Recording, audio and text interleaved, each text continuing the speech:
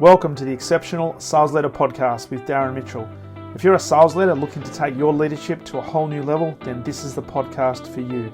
We'll be exploring tips, techniques, and strategies to help you take your leadership to the exceptional level and allow you to enjoy more money, more meaning, and better sales results.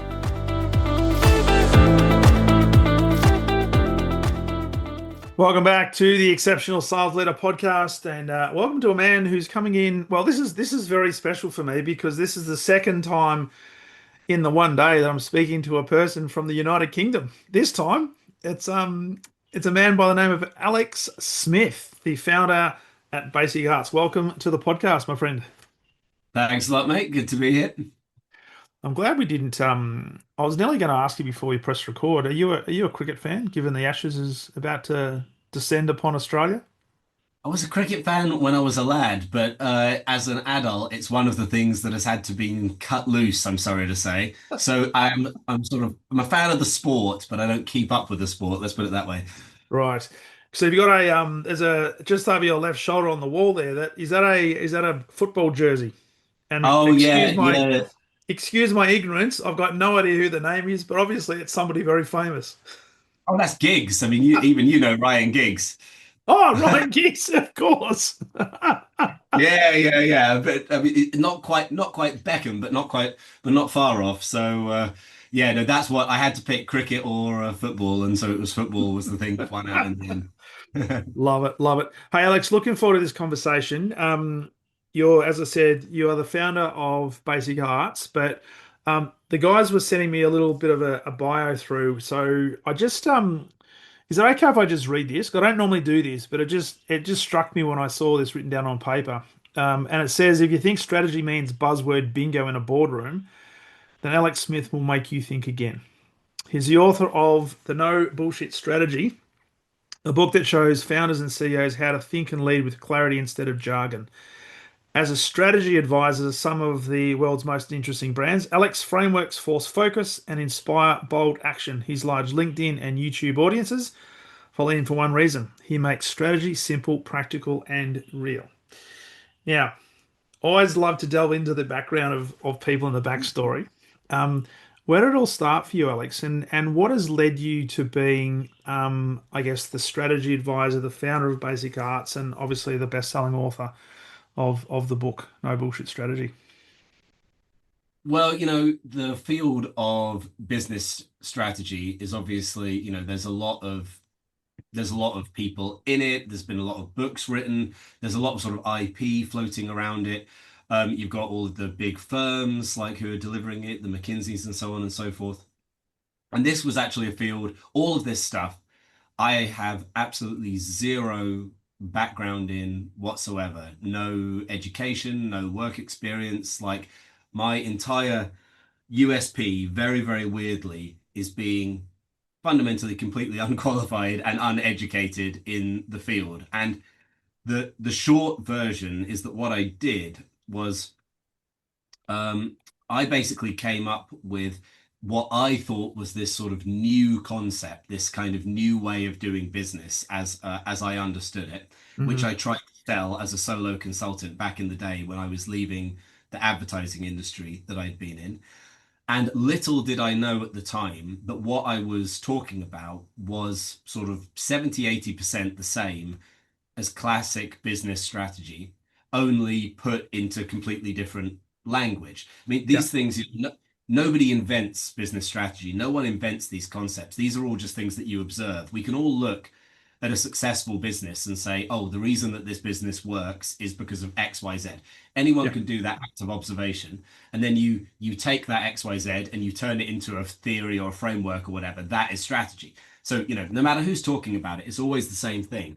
The only real thing that changes ultimately is what words do people use to Mm. describe the same old concepts.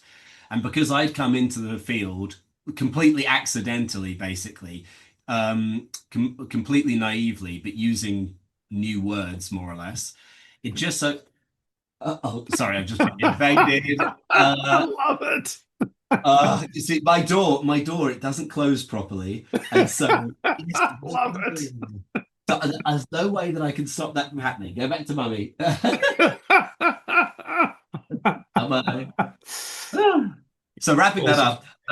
wrapping that up, uh, it just so happened that I had put new words on an old concept, which ended up broadening it and making it sort of accessible and relevant and interesting Yeah. to a huge group of people who, for whatever reason, were not paying attention to the traditional ways of talking about strategy. And sadly, that is an incredibly high number of people because the number of people in business who understand strategy and the number of people and the number of businesses who actually do strategy in a proper way, we're talking under 1% here. So Mm. it's a crazy skills gap in the industry. It's interesting you say that because I spent 20 plus years in corporate in some big companies here in Australia, and you'd walk into some executive meetings, and I didn't get the privilege of getting to board meetings, but I certainly got to executive meetings, and the language that was used, it was almost like a completely different dialect.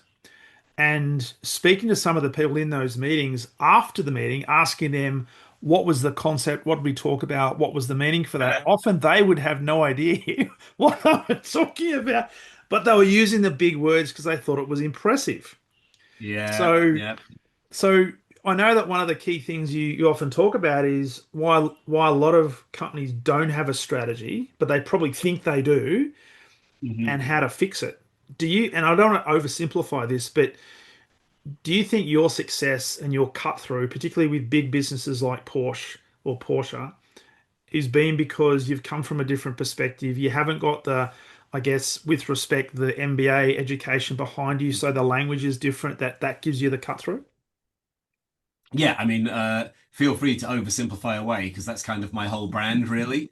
And in all seriousness, actually, yeah, this is a sort of a criticism that I sometimes get, not that often, but I know it exists. That one thing that I do is I oversimplify things, and Yeah.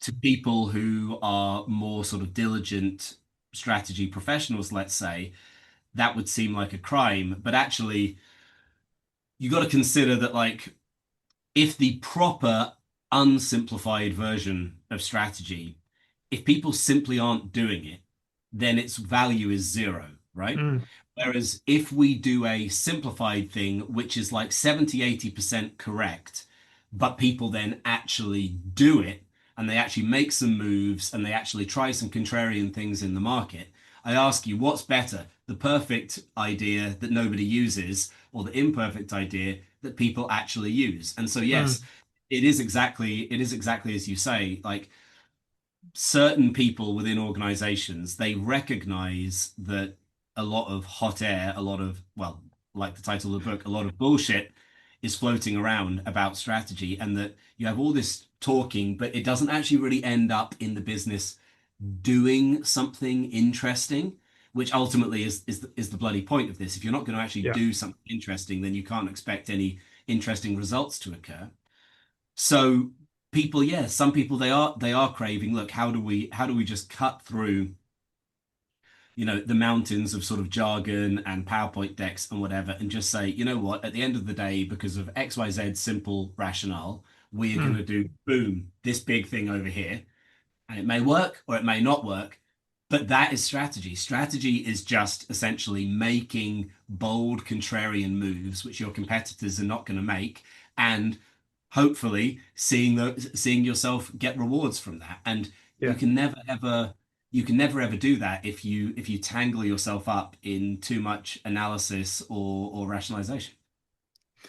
So with that, I'd love you to maybe talk about some of the businesses you've worked with. And what I'm intrigued about is an organization like Porsche, and I know you work with a lot of startup businesses as well. Because you mentioned before, strategy is only as good as the actions that you can take and and the results that you can deliver. Because you can sit in your ivory tower all you like and do these beautiful PowerPoint decks, but if the masses in the business are not going to take anything and do anything, then the strategy is something on a piece of paper. How did you find that you got cut through in those organizations that almost spoke a language that whether it's a what's the terminology, where you get a like a snowball effect. It's critical mass, where you get critical mass within the business. How did you do that? Was it something you just fell into, or was it because you just had that common language that simplified it to the point where there was all these actions that were able to be taken? Well, ironically, for a lot of, I mean, I've been doing this for 10 years now, and for a lot of that time, I would say that I wasn't particularly successful at that. I mean, again, I don't have much to compare it to. I think I was probably above average successful for a quote unquote strategist, but it's still not great. For the longest time, I thought that my job was to come in and say, hey, here's the strategy, give that to the founder, chief exec, whatever. They agree, and they always agree. Like Yeah. you never get in a situation where you don't come up with a strategy that everyone agrees on. And then I say, right, well, off you go, execute it, enjoy, see you later. And then what I would find is that under 30% of clients would actually execute to a level that I considered to be adequate. They didn't necessarily realize this themselves. Like the client, they often thought that they were doing a decent job of it. But from my perspective, you know, they were barely moving the needle. And, they Mm. get distracted, new day-to-day pressures come in, and the work that we did does just kind of like become a bit of a vague platitude and all the things that strategy shouldn't be. You start to see that the weight of the strategic work, most of it actually exists after the strategy has been come up with, not before. And I think that like the key, which now I put a lot more emphasis on, is I have this saying that like strategy is 50% choosing what to do and 50% motivating people to do it. The Mm. motivational factor and the charisma of the strategy and the memorability of the strategy are, I would actually almost venture to say, more important than the substance of the strategy or whether the strategy is quote unquote good in the first place. You need to really create something which you can put across to the organization like like a sort of rallying call, something that everybody is super excited to execute and get behind. If you think about like when a company does an ad for a Yeah. consumer, everyone understands in that situation that like this ad needs to be like very simple but very exciting, really play on what people want to have played on, etc., etc. And hopefully the customer will take action and buy from us. Mm. Well, internally, the exact same principles apply because these are people too. So a strategy, of course, behind it, there should be some fairly like good thinking, but you need to be able to reduce that thing down to all intents and purposes, something that is as simple and motivating as an ad that you can just kind of slap people over the head with. And I think if we look at the great chief executives, the greatest strategists in history, um, like Steve Jobs would be a cliched example. Yeah. People still love to go back and look on YouTube at like internal meetings run by Steve Jobs from like 1982 and stuff like that. And even now, those hold up and people are excited to watch them. So imagine how exciting it would have been as an employee of Apple Mm. to be led by Steve Jobs and to have him sort of propagandizing at you. Ultimately, the reason that Apple became Apple is not because their idea, their strategy was so good, but because the delivery and the charisma and the excitingness of the strategy and the way that Steve Jobs sort of narrativized it was so good. So now, we'll come up with the strategy. And then the next step, which I think is the missing step, and what, of course, you won't get with a more corporate form of strategy, is to think, right, this is only going to work if we narrativize it, if we turn it into a story which the whole organization is excited by and understands. And that means, fundamentally, that means sexing it up and Yeah. dumbing it down. And Yeah. that's what you're going to have to do because you also have to recognize that most people in most companies this is the dark truth that like people won't admit, but this is what you've got to adapt to. They couldn't care less about the strategy of the company, and they couldn't really care less about the performance of the company because as long as they're getting paid and they're doing their job, other than that, like just keep out of my way. And the last Yeah. thing they want to hear is people on high coming at them with their stupid PowerPoint and all of that type of stuff. So this is the inertia that you have to overcome, right? This is the inertia that a Steve Jobs type figure is able to overcome, and that is ultimately the difference between a strategy that's going to work and a strategy that's just going to gather dust in a file on the server. I love that. I love that because before you press record, I said to you, "Is it okay if I ask you a question around culture?" Right? Because what you just talked about is we've got to be able to build a culture where you've got people who are bought into the future of the business, not just there for to get in their paycheck, because they'll only do the minimum effort. They won't necessarily increase their discretionary effort. You would have heard, being around in business for a long time, that there's all these cliches out there, and one of them that's often said is that culture will eat strategy for breakfast every single day. Now, firstly, I Mm. like your thought on that. But second of all, when you're working with big businesses and when you're working with organizations where you've got to work with the senior leadership team to develop the strategy and then get the buy-in so that the team are going to live and breathe this, how important is the work that you do integrating the culture with the strategy to make sure we've got sustainability?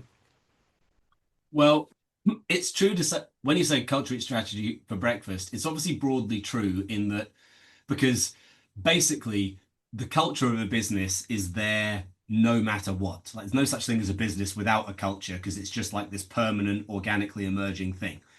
Whereas a strategy may or may not be present. So Mm, what happens when you take this permanent thing and then this flighty thing? If that flighty thing isn't compatible with the permanent thing, then it is going to get eaten for breakfast, and yeah, the culture is just going to sort of like bulldoze over it. Now, that is all true. The thing is, though, then people tend to interpret that phrase.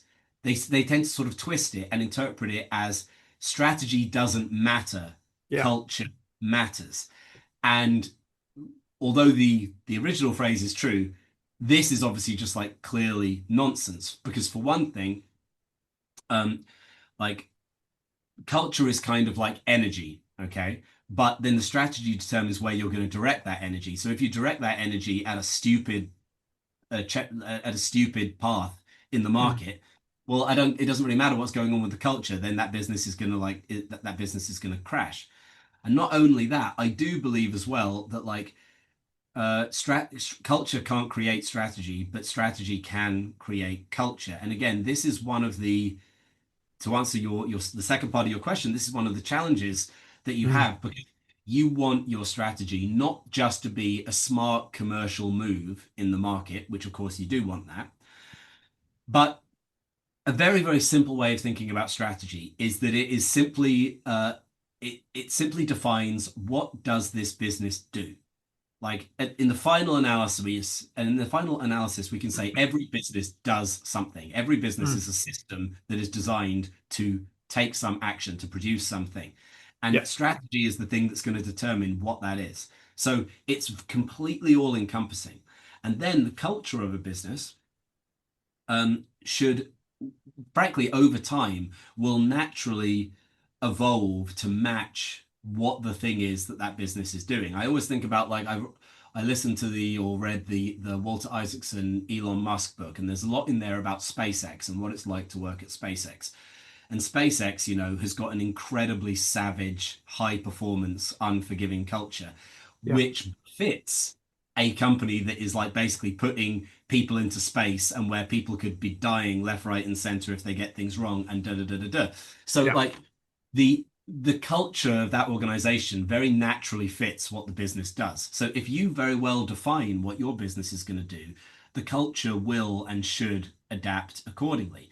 And mm, then if you create this narrative that you can like this myth almost that you can then sell to your business about saying like here's what this business is all about. Here's why we do it. Here's what we're all going towards. And most chief execs, you sit them down and they're not going to be able to tell you that in a remotely coherent or compelling way. yeah, But if you have that, well, then it's bloody easy to think that when you're bringing people on board and you're giving them this spiel, they'll be like, well, I either want to be involved in that or I don't want to be involved in that. yeah, And again, you know, using the SpaceX example, like most company what they see as a good culture it goes completely against what most people will tell you is a good culture because it's so against work-life balance and it's so savage etc etc etc but there's a subset of people out there who thrive in that mm, environment and those people will want to work for SpaceX and they know what the deal is when they're yeah, coming to the door so that's a nice way to think about it like is it very easy for you as a business to let people know what the deal is in this company when they come through the door? If Mm, it is, then that culture is just going to sort itself out and it's going to become the engine room. The problem is that for most businesses, either A, it's very vague what the business is about and therefore what the culture is going to be about, or B, of course, they've swallowed this line that a good culture is basically a kind of a sort of kind and inclusive, bring your whole self to work culture, which in some businesses that is a good culture, but yes. it's a nonsense to say that that is like the universal definition of a good culture.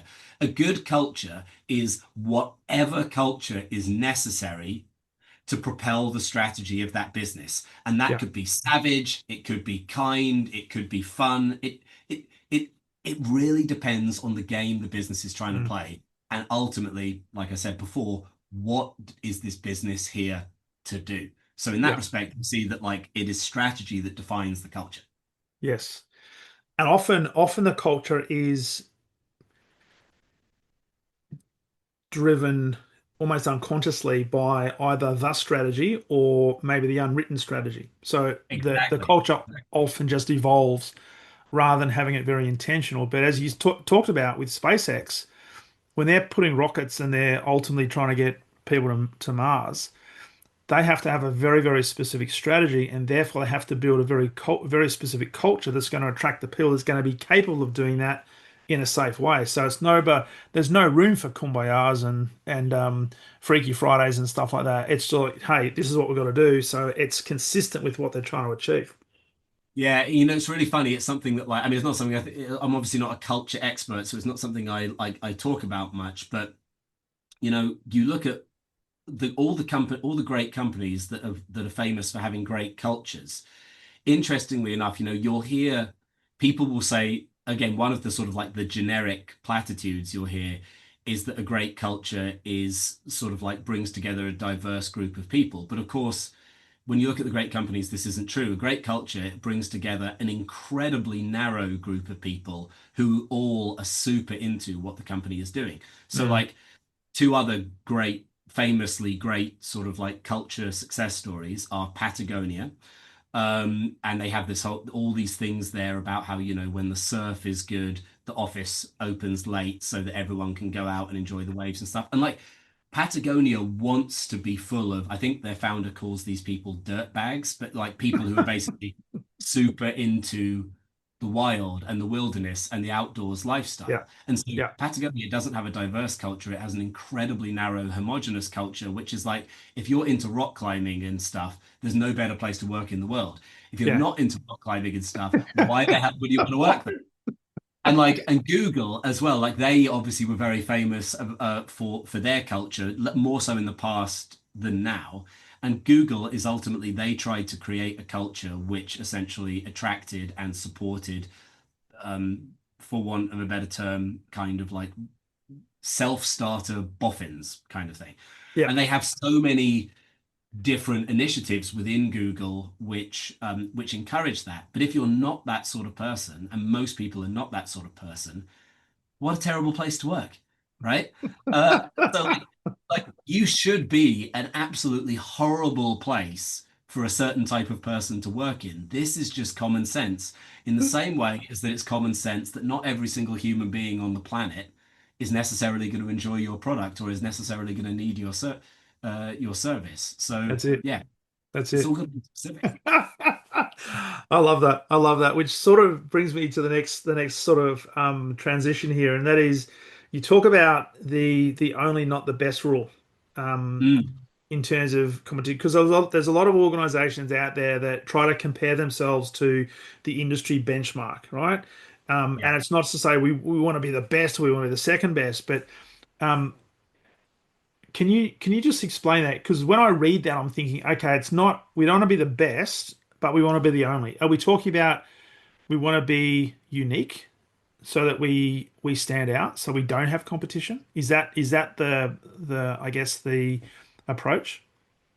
Yeah, I mean that's the general idea. I mean, look, I mean you obviously sales and like it's pretty commonsensical to say that like if I'm selling something where I am the only source of that thing, if I'm selling bottled water in the middle of a desert where everyone's dying of thirst, do I need to be good at sales to make that sale? No. No. It completely doesn't matter. By contrast, if I'm selling that same bottle of water, in I don't know a supermarket or somewhere where there's already where this is not an issue, the skill involved in that sell has to be exponentially higher, and from the point of view of the business, exponentially more expensive as well. Mm, Because, at the end of the day, I'm not the only game in town. The customer has options. We need to create a scenario, and this is the crux of all strategy for every business on the planet. This is the fundamental strategic question. It is the only strategic question when all is said and done, is to think, how can we get ourselves into a position where we're selling something that has very high demand, but we are the only people selling it? Because if you manage to do that, not easy, granted, but if you manage to do that, you are going to make money damn near automatically. And you can have a terrible sales team, and you can have terrible marketing, and you can have terrible HR and a terrible culture, and everything could be terrible, but it doesn't matter. You're still going to be you're still going to be making loads of money.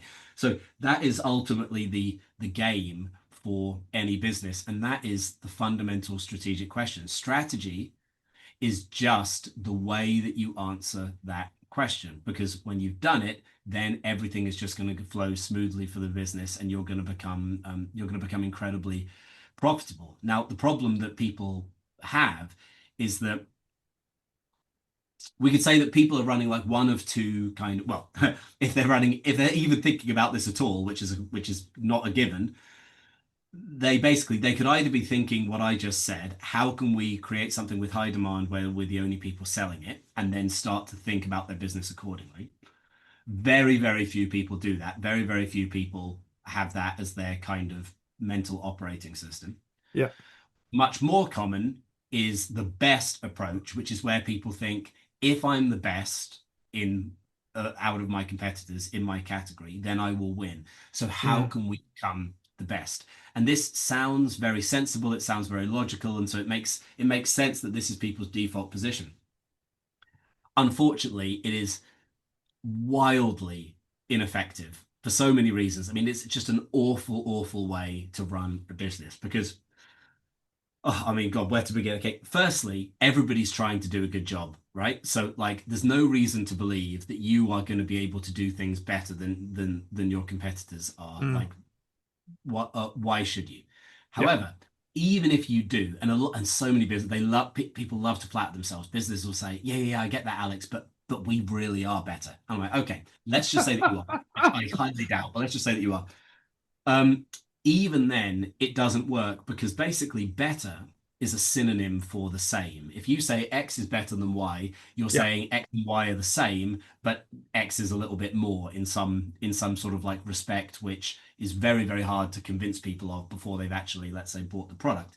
Yeah. So as far as the market's concerned, you're all interchangeable. And the only way that you can then get ahead of each other is to basically undertake activities which destroy your profits, which might be sort of trying harder, hiring better people, spending more money on marketing, all these things that you do to try and become better.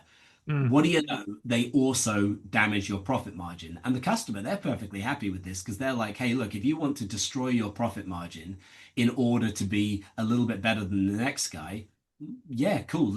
Let's just have this race to the bottom. yeah. I'm happy to profit from this race to the bottom, but the business shouldn't be participating in that race. And then the ultimate tragedy is, let's just say that you do participate in the race.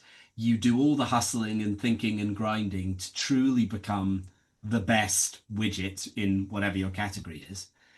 Even then, all that's going to happen is that the customer won't come to you because it's very, very hard from the outside to tell who is the best. All that will happen is that the customer will go to whoever is the most famous in the category. In commodified battles like this, Yeah. basically the most famous generally wins. And the market is littered with quote unquote better products and solutions that were destroyed by an inferior but more powerful competitor.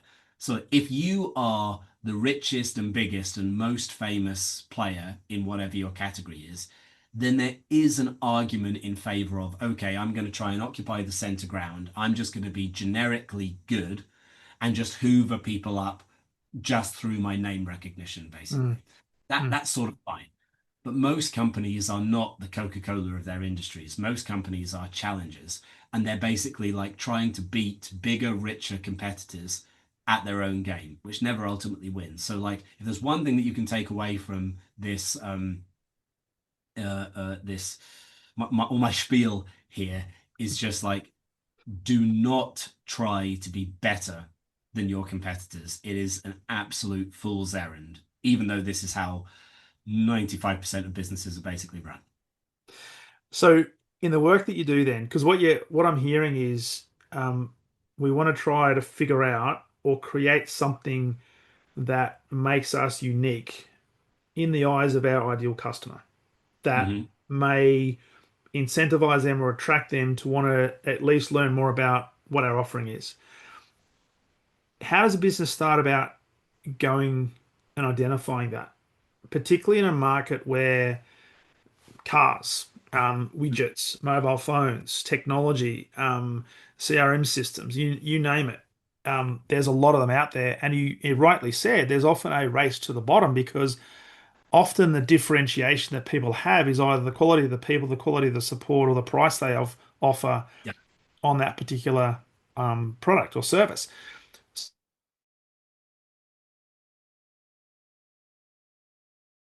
To Mm. identify what is unique. Is there a formula that you have? Is there a series of questions? Is it introspection? What is it? Well, this is where it gets interesting because obviously it's finding an idea like this is a bit like sort of finding a needle in a haystack because Mm, if there was this slam dunk idea for a business which the market is screaming out for and nobody's delivering it, well, then you'd just do that business and then you'd make loads of money and you'd ride off into the sunset.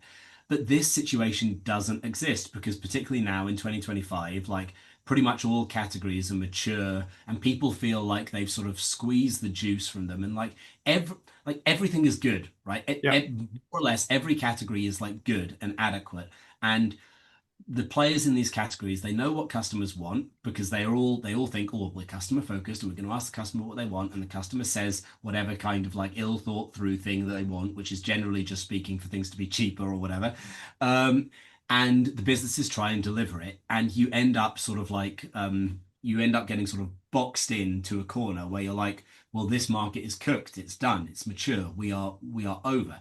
And in that situation, this notion that you could just now go and do something that's different that people also want, well, it sounds completely fanciful and it sounds like it's completely impossible. And this is one of the reasons why strategy is difficult and why most companies do not engage with it because they have no ideas. They don't mm, feel it's possible to engage with it. But there is a secret here. There is a way round. And again, always got to come back to the idea that like if you want to get results that others don't, you're going to have to do things that others won't. So the pathway to uncovering this leverage, first thing you know is it's got to be something that is non-obvious. Now, what is obvious? What is the way that most businesses try to come up with their strategies and ideas? Well, basically, they'll talk to the customer and they'll try to like come up with something that the customer really wants. What are the customer's problems? What are their needs? We're gonna like solve them. Blah blah blah blah. Now, this is just common sense. This is what everyone's doing. So everyone's asking the same questions. They're coming up with the same answers.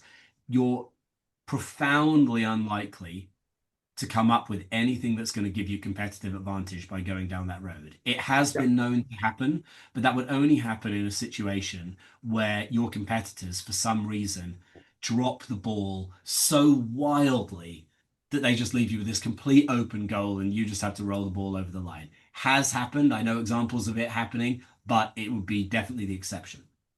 So, what is the other way that you can think? Well, a general idea that you can pursue here is that you've got to consider that like there are in any given market there are dozens of different ideas and value offerings which nobody has ever thought of before, which are not immediately apparent. But if somebody did them and then the market saw them, people would be like, oh, that's quite cool. Actually, I would like that. I was never thinking of that before, but now that I've seen it, yeah, I'm into that. So like there's an almost unlimited number of these hidden things. And the way that you dredge them up is that a general principle of this is that you have to begin by sacrificing something that people in your category think is very important and a non-negotiable. And you just explore the possibility, well, actually, what if this wasn't a non-negotiable? What would things look like if we just didn't do this thing? So, Yeah. and you could do this incidentally. The best way of doing this is by looking at your business as it is today and looking at where are the areas where we are already weird, where we are already different, where we are already weak, where we already fall down. I mean, a lot of people refuse to admit that their businesses have weaknesses, but of course, every business does.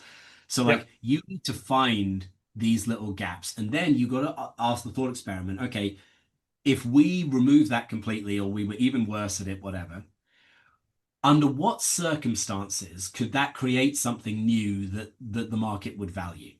And when you start playing that game, you're going to come up with ideas that not only have you never thought of before, but, and Mm. here's the beauty part, here's the strategic chess part of it, that your competitors are never, ever, ever going to think of or going to be able to copy because the ideas lean on destroying something which the competitors currently rely on. This is strategy, like this is game theory, whatever. Yeah. Very, very basic historic example, one of the all-time great strategy case studies. How did the low-cost airlines industry, which we now all take for granted, how did that get established? Well, Southwest Airlines established it, and the way that they did it, very broadly speaking, was they chose to completely abandon business travelers as part of their customer base at Yeah. a time when business travelers were by far the most lucrative type of passenger, and they still are the most lucrative type of passenger. So imagine at the time, this is like, a business saying, we are going to take our cash cow, and everyone else's cash cow. We're going to literally just put it in the bin. And Yeah. then we're going to ask, now that we've given ourselves a bit of wiggle room, how can we create something that was incompatible with that market, which maybe when we put it out there, people will be like, oh shit, that's good. And of course, like now it seems like low cost airlines. What an obvious idea. And so easy to think of. Well, it wasn't obvious back in the day when everybody thought that business travel was how you made money in that industry. Yeah. So that is the sort of universal pattern. But you can but the reason that again nobody can ever come up with these sort of ideas is that they they immediately just jump to how can we help our competitors? How can we solve sorry, how can we help our customers? How can we solve our customers' problems? And same questions, same answers, box themselves in with all of their competitors. No one ever steps back and actually ignores the customer for a second and just thinks, what would be just something new? Doesn't matter. It could be a good idea, it could be a crap idea. Who cares? What would be new? And then when we've got that idea, let's then think about how we can connect that to the customer. And you will be amazed. You can connect all sorts of stupid stuff to customers if you just think about it a little bit, right? But you've got to kind of start stupid, end smart. You can't Yeah. be starting smart, you know? And it's almost like you're trying to create a whole new market, if you like. Just take the case of your low cost airlines, Mm. which means it requires lateral out of the box thinking, because if we keep doing what we've always done, we'll continue to get what we've always got. And maybe we'll make some incremental improvements, but we're not going to have game changing breakthroughs in terms of quantum leaps and so forth. So I absolutely love that. So love to ask you before, I know you've got a call to get on to shortly. Can you tell us a little bit about your best-selling book, the No Bullshit Strategy? Is there Yeah, a yeah, yeah. and I know this is, I don't want this to sound like a question that's similar to who's your favorite child, but Ah. is there a favorite element to the book? Is there a favorite principle that you always divert back to when you're working with clients, when you're talking to people? It's funny because I do so much writing and all the social media stuff and everything that like I sort of forget what was in the book because now it's just like part of this like mountain of material. And the book was and the book was a funny one because like I wrote the book when I had no audience, and the only reason that I wrote the book was because as a sort of solo jobbing consultant, I thought, no one's going to read the book, but if people think that I've written a book, then it's going to be a good look for me, and maybe I can like up my fees by 20%. This was the whole logic, right? And so then the actual content of the book itself, I didn't think it through. My only logic was, what is the fastest book that I can write? Because I'm not gonna. This has to be a book that I can write in like under a week.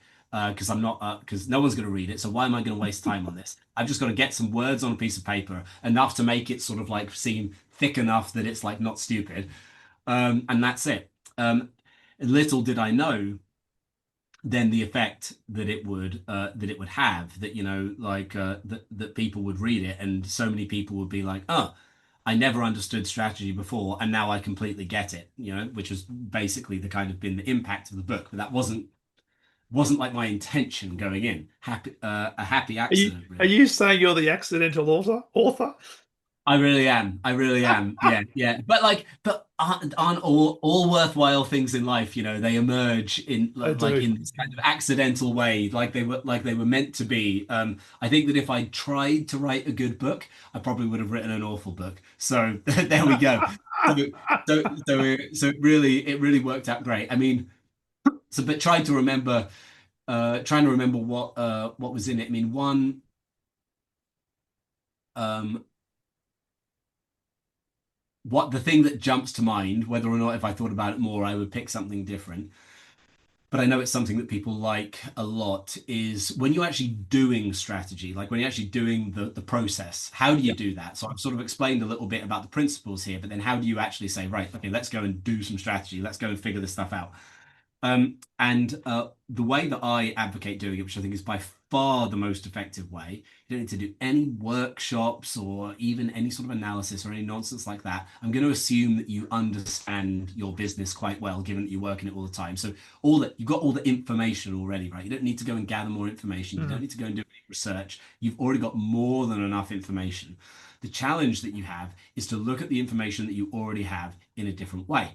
That's where insights and breakthroughs are going to emerge from. How do you do that? The best way by far is just with a simple, casual, one-on-one chat. You get someone who, I mean, in most cases, it's going to be like a colleague, a co-founder, whatever it is. You get someone who you like and trust and you can be honest with, and you just need to go, get a beer, get a coffee, go for a walk, and but there can be no agenda in particular Mm. other than talking about the stuff we've been talking about. No time limit, like 2, 3 hours is probably like where you're going to sort of start to run out of steam. And you just need to like shoot the shit about the business and see what bubbles up, right? Yeah. And it's something, and now it takes skill and experience. And this is where a lot of people are going to struggle. This is obviously where, like, if I'm actually working with a client, can provide most value. That when we're having this just chat, something's going to come up, and I know to say, oh, that's it. Yeah. That's the thing we need to be talking about. But it ultimately has these trappings of unique value that I was talking about before. And yeah, this is how to do strategy. Did you ever watch the TV show Succession?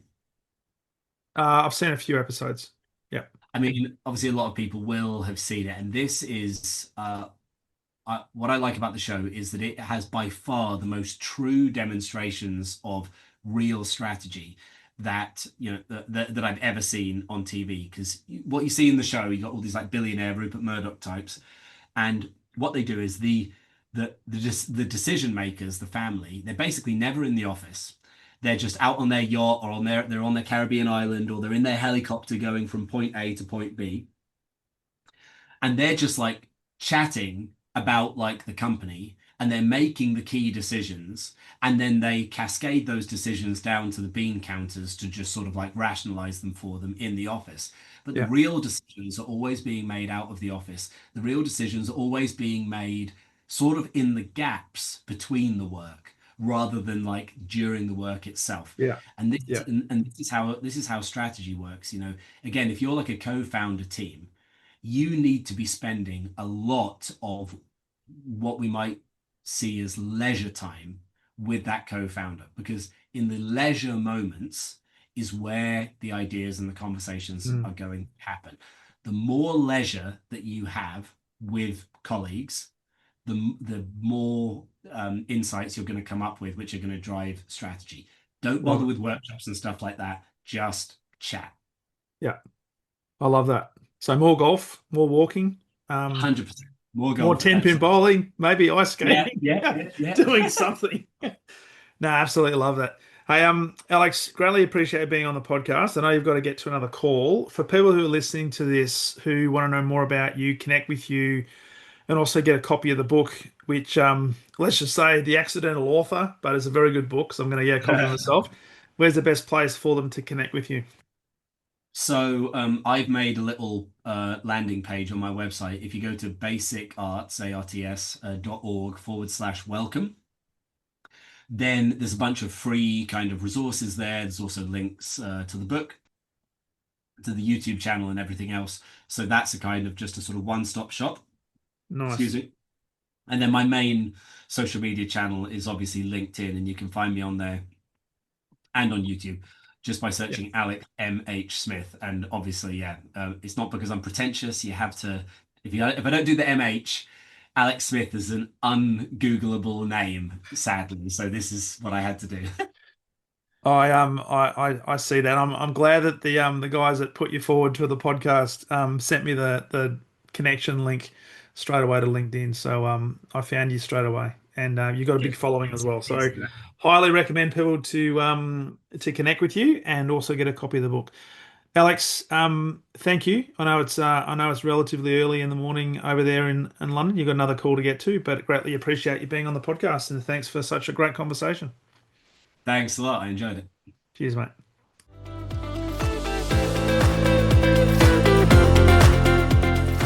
Thank you for listening to the Exceptional Sales Leader podcast. I trust the information in this episode has been helpful in your journey towards becoming exceptional. And remember, please take the time to rate the show, subscribe to the show so other people can find it. But also, if I can help you, jump on my calendar, go to leadwithdarren.com, and let's have a conversation about how I can help you along your journey to being exceptional.